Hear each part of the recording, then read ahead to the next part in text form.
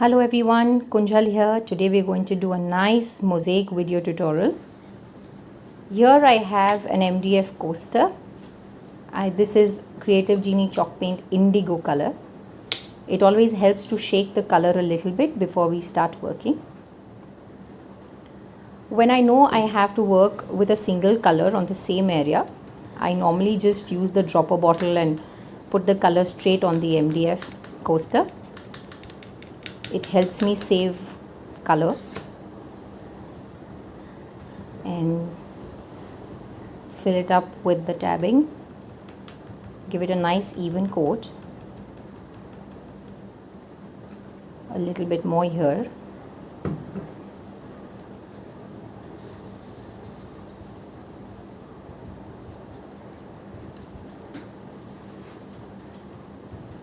The Creative Genie chalk paints are very nice and opaque. I don't think I'm going to need another layer on this. One coat is going to be sufficient. It's also very quick drying, so while the few minutes it will take to dry, we'll be able to get our other things ready. So we're going to save a lot of time, and I think we are almost done here. Just a little dab, cover up the dots, and there we are done. So we are going to work with the Scrappy Tails Tile Away decoupage papers. We are going to use this particular size. These papers have the same tile pattern in different sizes, so it allows you to work on multiple projects, or even on the same project you can use tiles in different sizes and create a nice pattern. We will try that out today, so you'll get to see what I mean by that. So I'm just cutting out this piece from here.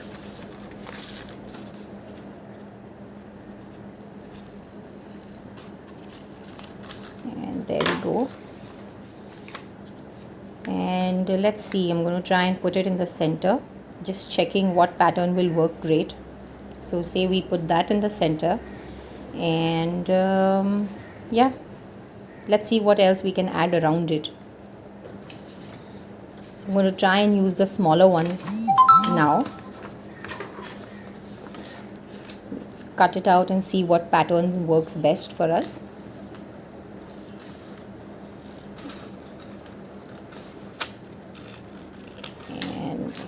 We'll cut out 2 at least and see how that works.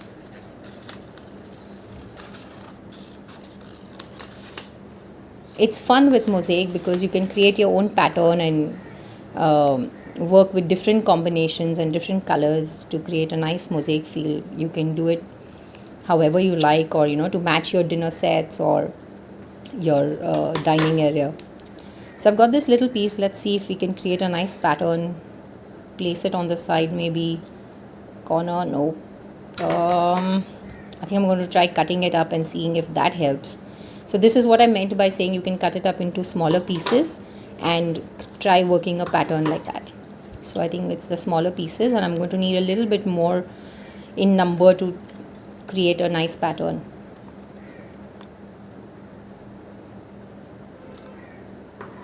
So because these are seamless symmetrical pieces, you can keep playing them around, turning them around and using it to coordinate the pattern. So yeah, maybe we can place it like this on 4 sides, and that should look good. Yeah, something like that. I like to take it as it comes, so it's fun. Every time it's a different pattern. So we'll get started with the next step of sticking our pieces. I'm using the Perfect Deco Craft glue by Creative Genie. I'm going to put a little drop there. Again, I like to do this. These bottles are perfect for working on small areas. Now there are 2 ways of sticking. One is you put the glue directly on the surface and you spread it out with a brush. This was my bad, where I didn't wash out my brush properly and my glue brush has dried out a little bit, so it's leaving a little mark. Please make sure to wash your brushes clean and dry before you store them away for the next project. Now I'm going to do a visual measurement and just place it in the center there. Try and get it in the center as much as you can. It's very difficult to measure and mark. It's going to leave stains sometimes on your color. So there we go, this one is pasted. Now the other way would be, if you have smaller pieces and you don't want to spread too much glue on the surface, is to put the glue directly onto the piece. You just have to make sure that the glue comes all over the piece and no corner is left, especially the edges. You want the edges sealed completely. Now I'm going to place that down there, align that white line in the center and get the pieces. So there we go. I'm going to speed up the video a little bit now.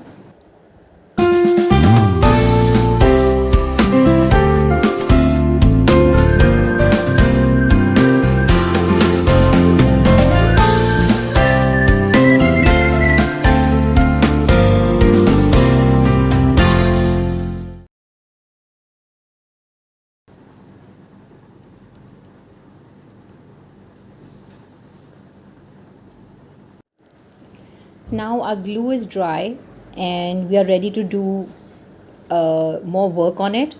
This is the actual trick. We take indigo again, this is the same base color, and take out a little bit. This we are going to use this to give the 3D and raised effect of the mosaic around the tile that we've cut. I'm just spraying a little bit of water on it so that I don't want it too thick, I don't want it too watery as well. Now this is black. I'm going to take just a touch of black. Ideally just dip the brush right in and mix it with the indigo to darken the indigo a little bit. Okay, I'm going to need a little bit more black, so I'm just pouring it out because I'm going to need more later again. So I'm just mixing the indigo with the black to give it a slightly darker indigo there. I think that will give you a better idea of the shade that it's becoming. I'm mixing it all up. It needs to be one level darker than the base color. Okay, we don't want a very stark difference at this point. So using this and using a very fine brush, what we have to do is give an outline along the tiles, a straight line along the tiles. You may need a little bit of practice if it's a longer line. Here I'll start with the smaller one to give you an idea. So you just draw a straight line using your brush. Try and dip the brush only once for one side. Do not dip again in the middle. You will get a thicker blob over there. So there we go. We are using the slightly darker shade. We are doing the outline along the tiles. A slight uneven thickness will not matter because shadows are not consistent. So a little, try and keep them even, but it's best even if it goes a little thin and thick, slight variation, not an issue. So we're going to do this for all our tiles using this slightly darker indigo shade. Again, I'll speed up the process.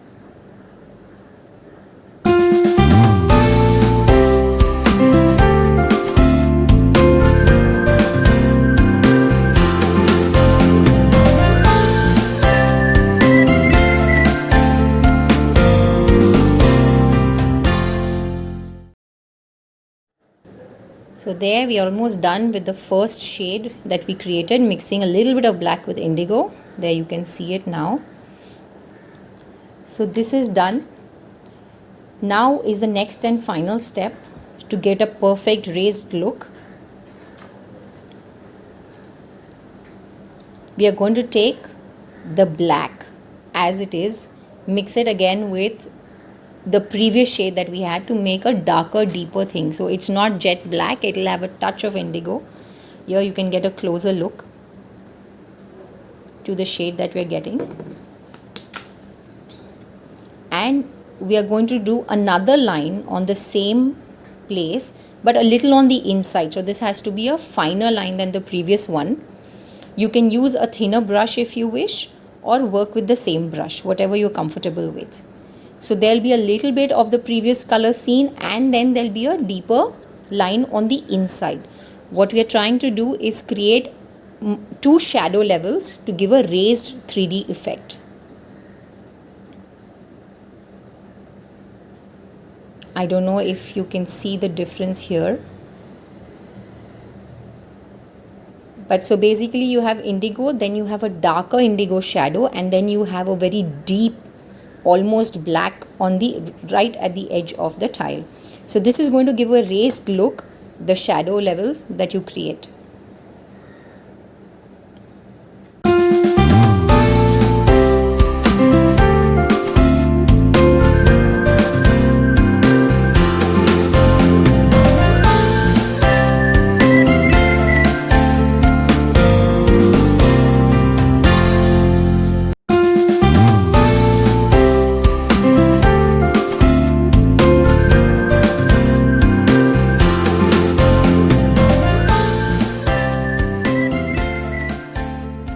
So this is the last of our outlining for the shadows. Now we need to move on to the next step. Another aspect of the tile, mosaic tile, is the shine that you get on the tiles.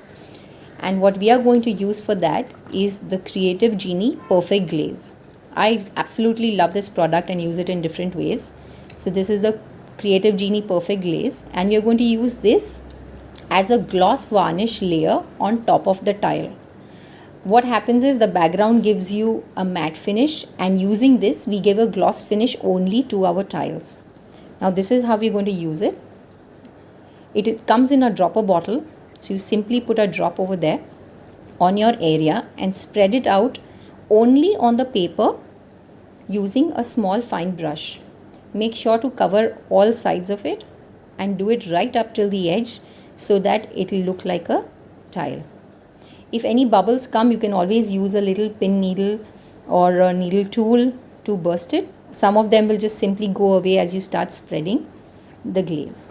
You just need a tiny drop on the area and you can start spreading it around. The Perfect Glaze is extremely quick drying. So if you let that drop be there for 5-10 seconds, it's going to start drying and leave a ring over there. So you have to make sure that you work on that when you don't get distracted by anything else at all.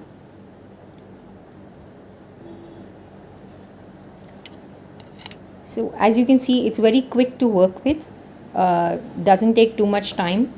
So if you're making a set of coasters, you should be able to do one after the other in succession and finish the entire project in one go. There, that bubble was a little stubborn, but it's gone. An even coating and an even thin coating. We don't need it to be raised because it's a coaster. We still want it to be flat. We just want a shine and a gloss to it.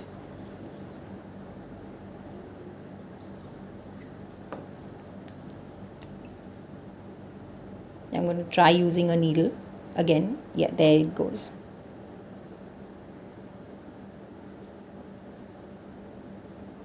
And that's the last of the small ones. It might help actually to start from the center. I started from the side, which may not have been a great idea. I'll have to be a little more careful when I work in the center to make sure my hand doesn't touch the sides. So a little bit more for the centerpiece because there's a larger area that I need to cover.